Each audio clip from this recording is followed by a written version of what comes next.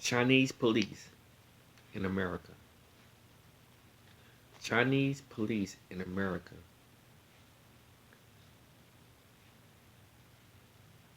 They don't supposed to be here. Why this administration not stopping them? Excuse me. Great Reset, the liberal world order. Y'all people better wake up for real. I'm gonna show you this video. Y'all still believe in socialism and communism? Yeah, okay. I'm gonna show you this video right here. They have police in China and police officers around Europe. Europe is letting them have China got police officers in Europe too, though. Why? They're trying to replace the United States. But anyway, though, watch this video. Get into what's happening right now with these Chinese police stations. Before we go there though, folks, real quick, I do have my special feature on the border now public. If you haven't seen it yet, check it out. I've been talking about it for a long time now, I know. The United Nations is running America's border crisis, and you are paying for it. This is a taxpayer-funded operation going through the medium of the United Nations, which is then working with NGOs, non-governmental organizations that are doing all the groundwork for them. If you're wondering who's running the buses, if you're wondering who's paying for these flights going into the heartland of the United States, well, look no further, because it's your tax dollars at work. You are paying for this. You are paying to have your country repopulated essentially by 5 million people a year, roughly, or over the course of the Biden administration, roughly. And it's probably a lot more than that. Just, of course, they don't actually know the full numbers on it. Folks, again, that's on Epic TV. If you haven't seen it yet, check it out. And if you've seen it, please share it. Help us get the word out on it. Because when it comes to this show, most of it's just grassroots. A lot of our promotions are just you folks helping us get the word out. So help us get the word out. Send it to your friends. Send it to your family members. Anybody wondering what's going on with the border, this special feature will show you. All right, that said, let's jump into what's happening with the Chinese Communist Party. First of all, New York Post has this story, and if you haven't seen it yet, it's bizarre. But once I go into it, it'll stop being as bizarre. Well, it'll still be bizarre, but I'll help break down what's actually happening with it. It says China has opened police stations in U.S. and Canada, it's actually a lot more countries, to monitor Chinese citizens, according to a report. And it says China has opened dozens of overseas police service stations around the globe to monitor its citizens living abroad, including one location in New York City and 3 in Toronto, that's in Canada. It says, quote, these operations eschew official bilateral police and judicial cooperation and violate the international rule of law, and may violate the territorial integrity in third countries involved in setting up a parallel policing mechanism using illegal methods, reads a report by Safeguard Defenders, a human rights watchdog. Now, briefly on that, the United States does not have an extradition treaty with China. The Chinese Communist Party has no right to be putting its officers and agents on U.S. soil and then using them for the purpose of enforcing Chinese law and Chinese policies on American soil. The fact this is being allowed to take place is utterly ridiculous and should be criminal, not only on the people involved with this, but on the people who allow it. Now, this is also the exporting of human rights abuses, which I will get into later, and also it ties into the nature of what is Chinese law. Now, keep in mind, when you're talking about the Chinese Communist Party, they can say this violates the law. We're enforcing Chinese law. Yeah, what's illegal in China? Well, being a democracy activist is illegal. Supporting Christianity and holding the tenets of the belief outside of the state-approved version is illegal. If you are a Catholic and you recognize the Pope being above the Communist Party, that's illegal. If you practice Falun Gong, that's illegal. They can harvest your organs for it. If you're a Muslim Uyghur, that's illegal. There are many things that are illegal in China that are absolutely not illegal elsewhere, which is why we do not have an extradition treaty with the Chinese Communist Party.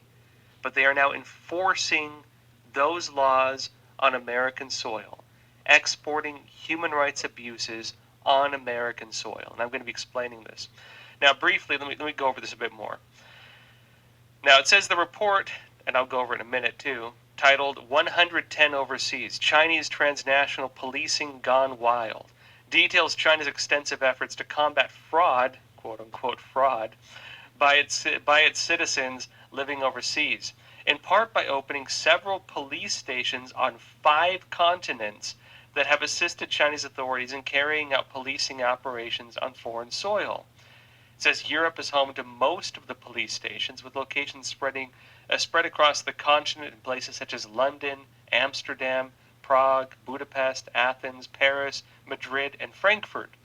North America is also home to 4 of the stations, with 3 locations in Toronto and 1 in New York City. In all, there are 54 such stations in 30 different countries. The report details how China has attempted, read the CCP, has attempted to combat the growing issue of fraud and telecommunication fraud by Chinese nationals living abroad, running operations that have resulted in 230,000 Chinese nationals being persuaded to return to China voluntarily over the last year to face criminal prosecution. Now, if the CCP has to send agents abroad to convince you to go home and go to a Chinese prison, where you're not going to be or stand trial, where you're not going to be facing a fair trial. Now, do you think the average person is going to do that? If you're a Chinese dissident, if you've been supporting democracy your whole life and you've escaped China and maybe you witnessed the Tiananmen Square massacre, and you go abroad and you're exposing the ills of the CCP, and a Chinese agent comes and knocks your door and says, "Hey, will you go back to China, please, so we can put you on trial and throw you in prison?" Do you think they're going to do it? So how do they persuade them to return? How do they do it voluntarily? Well, the simple answer is they don't. What they do is they threaten their family members. They target their family members. And targeting their family members, especially in China, punishing them, threatening them, doing terrible things to them in some cases, telling them to call their family members and tell them, come back home, come back to China. Come back to China so they stop attacking us for your crimes. That's the stuff they're doing. And it's actually not even that. They also accuse, they try to convince them to commit suicide as well. So they do both. Now, briefly on this, let me show you the actual report on this. And then I want to go into some of my work I've done back in the past on this stuff. Because, again, this is my wheelhouse, folks. I was investigating this stuff since 2008. Let me show you this actual report. This is Safeguard Defenders, the organization that published it. And the report's called 110 Overseas Chinese Transnational Policing Gone Wild. It says further in, our deep dive into individual cases also demonstrated how only about 50% of those reported were successful, and how most involved dissidents or individuals that had fled religious and/or ethnic persecution. In other words, most of the people who are being targeted with this are Chinese dissidents. They're trying to claim this is financial crime, wire fraud, or whatever else. The CCP needs a vehicle through which to carry its policies. The vehicle is something generally that they can try to convince is legitimate. They need to convince people these are legitimate operations, not that, hey, we're arresting this person because they're a Tibetan Buddhist and we want to eliminate them right now. They're not telling people that. They're not saying, oh, this guy's a Muslim Uyghur and we want to throw him and his family in prison and unfortunately he's living in Canada. They're not saying that. They're saying wire fraud, financial fraud. Who would not agree with deporting these people, right? And sometimes keep in mind, too, that can be very basic things. Maybe they're sending money back home. Maybe they're supporting family members. Maybe they're giving money to organizations that oppose the CCP because they're part of, human rights nonprofits. Any of these could fall under that definition because of the way that the CCP defines these crimes, the illegitimate way they define these crimes. They should not be recognized by other countries. Now it says, as announced in March 2022, Skynet and Foxhunt are set to expand. I'll explain what those are because these are the two main programs that, when we talk about these policing operations, these are the two programs it's under. The Skynet program and Operation Foxhunt. I'll get into these in a bit. There's a lot we have to unpack today, so bear with me as I kind of go step by step into this. It says another report showed how China, tied to Xi Jinping's signature anti-corruption campaign, have significantly expanded its use of Interpol, meaning Interpol, International Police, this international policing organization tied to the United Nations. The CCP is co-opting the United Nations as a law enforcement arm to export its human rights abuses. The United Nations, which was created to avoid a repeat of World War II, that would proclaim never again, we'll never see a genocide again, we have to fight against this, has become a tool for the CCP to export genocide, to target people based on religion, to target people based on their ethnic groups, mainly, again, people from East Turkestan, also known as Xinjiang, or Tibetan Buddhists typically, but also religious believers as well. That they are doing the same thing that the United Nations was formed with the at least stated intent to make sure never happens again. The CCP is co-opting it to use as its arm to go into other countries and do these types of things. It is using Interpol. It says further in the irregular methods, often combining carrots with sticks. In other words, they're luring people into programs and into being arrested sometimes against the targeted individuals and their family members in China, as I was saying. Undermines any due process and the most basic rights of suspects. Because Chinese courts are kangaroo courts, they're not fair trials. The described treatment of targets, their families, and even wider community as suspected criminals. Now it says further in, further deprives them of their right to be considered innocent until proven otherwise, and the right to a fair trial, and also institutes a far-reaching guilt by association paradigm. Because remember, in China, under the Chinese Communist Party, they have the social credit system that gives you a score based on your good citizen rating or your bad citizen rating. The gulags of the 21st century are not going to be, cement structures in maybe Alaska for us, or in Siberia and Russia or something like that. They're not going to be cold structures out in the middle of nowhere. It's going to be that you get canceled by the system. You are disallowed from being part of the system. The banks cancel you. The stores cancel you. Social media cancels you. You lose your voice. You lose your ability to make purchases. In China, they still have the legitimate gulags, the re-education camps, the forced labor camps, the torture camps, the prisons, black prisons they call them. All these things still exist. Now, before I go into this, because I want to go into some of my older work on this, but I also want to go into what the anti-corruption campaign is, what the Skynet program is, what Operation Fox Hunt are. Before going to that, folks, today's episode, we do have a sponsor, and the episode is brought to you by Secure. Over 155 million Americans are affected by data leaks in 2020. The average American had their data stolen about 4 times over the year. People get anxious because they can't protect their online data and activity. But now there's a new email and messenger app called Secure. That's S-E-K-U-R. That can give privacy and security for sending emails and messages. Secure's server and data center are hosted in Switzerland, which has the strictest data privacy laws in the world. Secure does not rely on big tech companies like Amazon, Google, or Microsoft, which also means it's not subject to the Intrusive Cloud Act. Secure does not ask for your phone number, mine your data, or upload your contacts. It functions by adding people you know, then adding their numbers. You can also send people invites. It gives you good security as well from hackers. Now, folks, it's only $5 for the messenger, $7 for the email, or $10 for the email and messenger package. You can visit secure.com today for a free 7-day trial, or use the promo code JOSHUA to get 25% off. And big thanks out to Secure for sponsoring today's episode. Now, further in on this, I want to clarify on what is considered a crime under the Chinese Communist Party. Now, these two main programs we're talking about here, the ones at least being used on the surface narrative, are Operation Skynet and Operation Fox Hunt. These are programs of the Chinese Communist Party meant to, of course, monitor, track down, and arrest Chinese nationals living abroad. This is being framed mainly under anti-corruption. And basically, this is the story of that. Xi Jinping, current head of the Chinese Communist Party, launched an anti-corruption campaign in China, mainly as part of a political battle.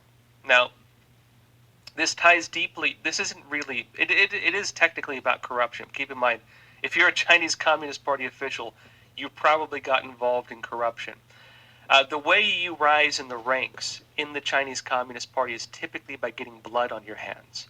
You need to engage in what they call political correctness. And I know in the West we have a very, maybe not us, but generally speaking, a lot of people, they tend to view political correctness as like a positive thing, as a modern thing. It's actually not.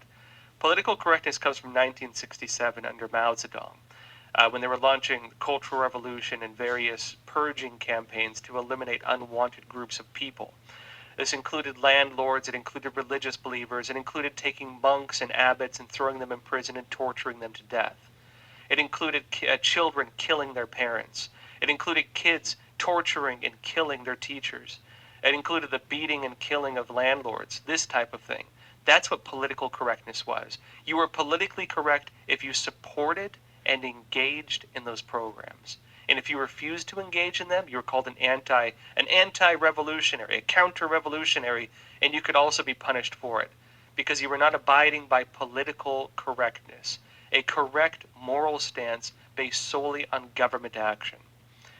The way you rise in the ranks under the Chinese Communist Party is by engaging in its persecution campaigns, by supporting the regime as it does things that are unethical.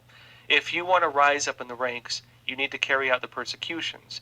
You need to carry out the orders. You need to demonstrate that the will of the party is greater than the will of your own moral integrity. And only by doing so can you demonstrate to the Chinese Communist Party leadership that you are willing to do things and willing to participate in their activities regardless of whether internally you believe it is right or wrong. You place the will of the party, the goals of the party above any kind of morals or ethics or belief in God or belief in, say, filial piety and respect for the lives of other human beings. That's what political correctness is. Now, my concern is that this idea of political correctness will cascade into very similar things in the United States. Already, I think we're seeing the budding of such policies, basically. I mean, look at the BLM riots and the way those were prosecuted. Look at how they were handled, for example.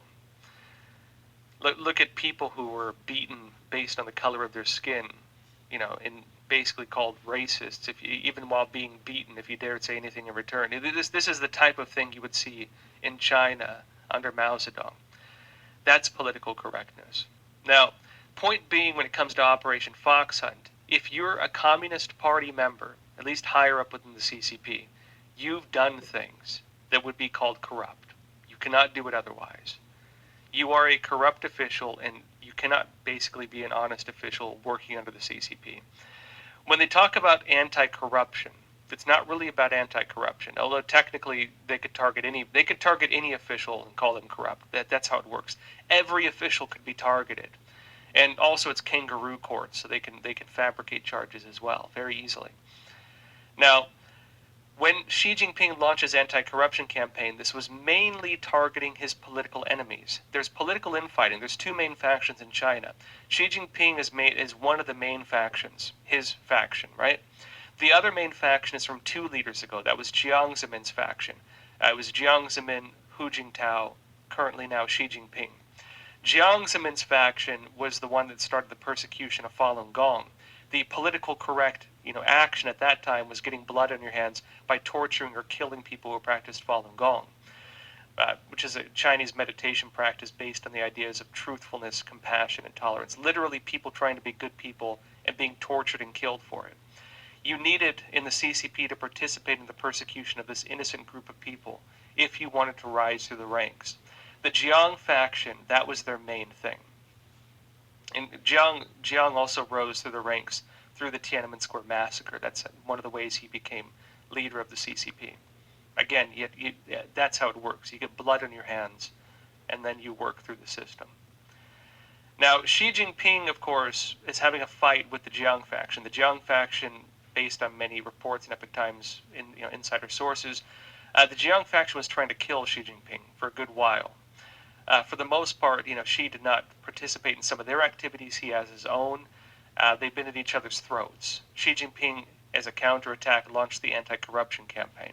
And part of that included programs to hunt down members of the Jiang faction who were living outside of China. That was Operation Fox Hunt.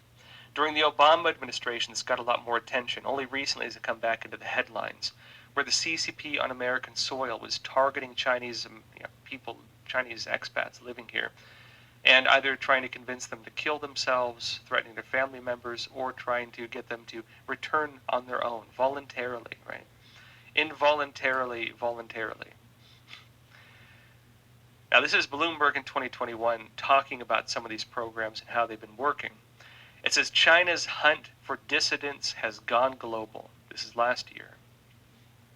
It says further in, many of Beijing's policies have a distinctively imperial feel.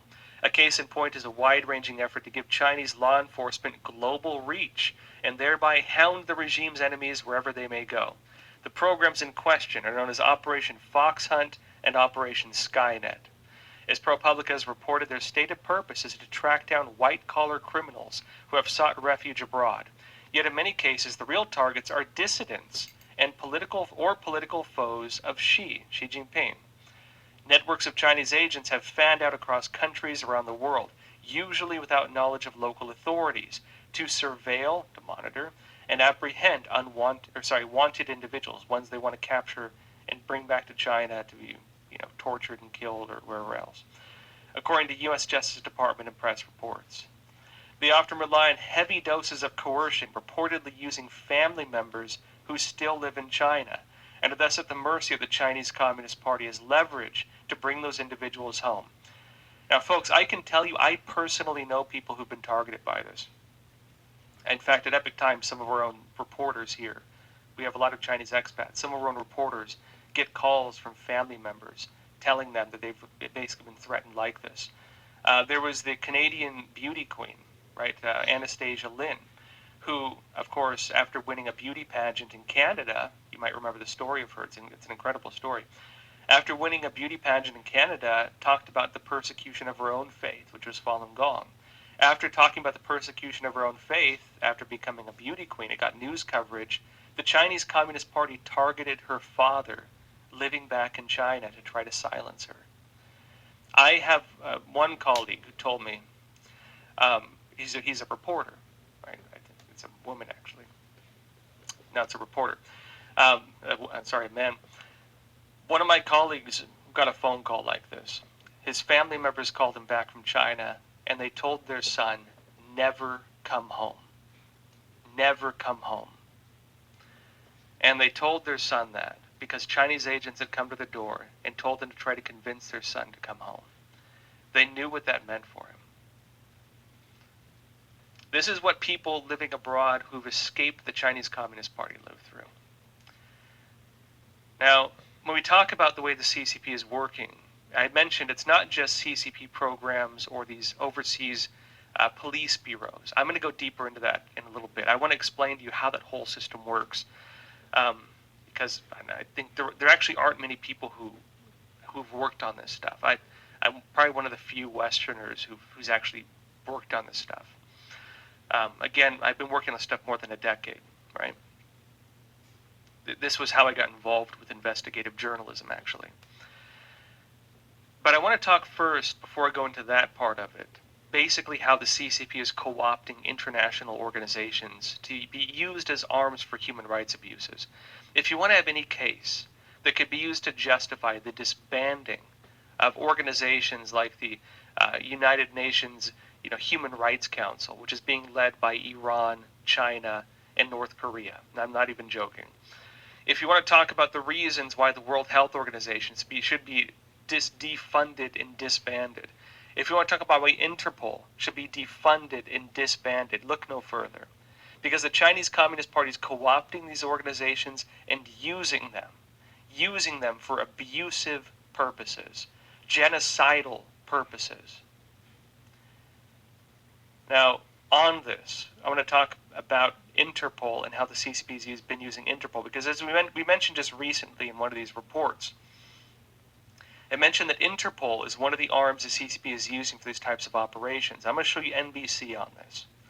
NBC said, China's nominee for Interpol role meets international opposition, sparks fear for dissidents. Why would international law enforcement make people who are Chinese dissidents afraid? It's because, again, you're dealing with different interpretations of what is illegal. Under the Chinese Communist Party, the banner label of illegal can be that you post things online that offend the Communist Party. If you offend the CCP, that's illegal. If you criticize a Chinese leader, a Chinese Communist Party leader, that is illegal. If you believe in a forbidden religious group like Christianity, like house Christians, where you don't follow the CCP's altered version of the religion, that's illegal. That's what law is in China. And if they're trying to say they can enforce Chinese law through these organizations or use international law enforcement, they're applying their forms of law. It's like if Nazi Germany, this is not far-fetched because China's killed more people than the Nazis did, more innocent people. Under Mao Zedong, 50 million to 70 million. And it's ongoing. 100 million Chinese persecuted for practicing Falun Gong, 100 million Christians in China facing persecution. The number is far greater. Not to undermine that at all, but imagine if the Nazis did this. Imagine if you had the United Nations during World War II, and the Nazis were using the United Nations to hunt Jews globally. That's what the CCP is doing. It's the equivalent of that. And they are torturing them, and they are killing them. They're using them as living sources for organ transplants, like products on a shelf they can pull off whenever they want. And they give them blood tests, so they know if they get a donor requesting an organ, they can find a blood match immediately. That's the kind of stuff they do.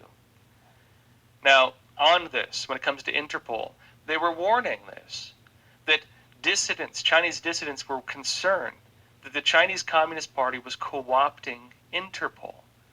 And as I mentioned this, keep in mind, this is an older article, but the individual they discuss here actually won the nomination. This individual is the one running it.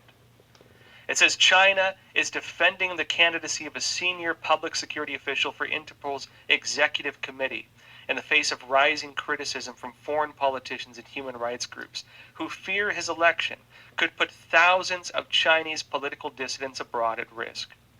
Interpol, the international police network that counts 194 members, controls a number of databases that collect information that is shared among forces to take action against terrorists and fugitive criminals, including fingerprints. Keep in mind, under the Chinese counterterrorism law, that's, if you criticize the CCP, they could call it terrorism. I mean, the term is so broadly used.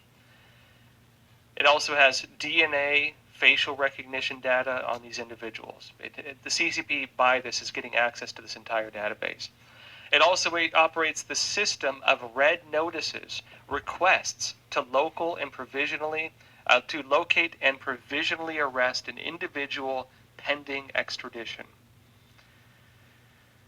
But the CCP's use of these things goes beyond Interpol. This is not just Interpol. As I mentioned, it's also the World Health Organization. It's also other organizations. It's the United Nations Human Rights Council.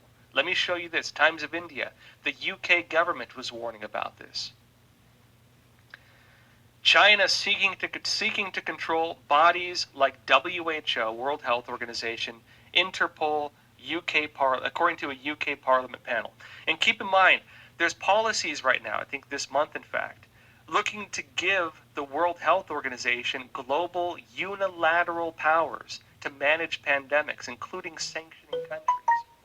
The United States is backing this. In fact, when I first saw reports that the World Health Organization was going to be based on, they're trying to get it right now, but was being offered this plan that would give them unilateral powers to manage global health crisis, which means that they don't have to consult anybody. They are the unilateral power, the sole authority, like the king of the land, essentially,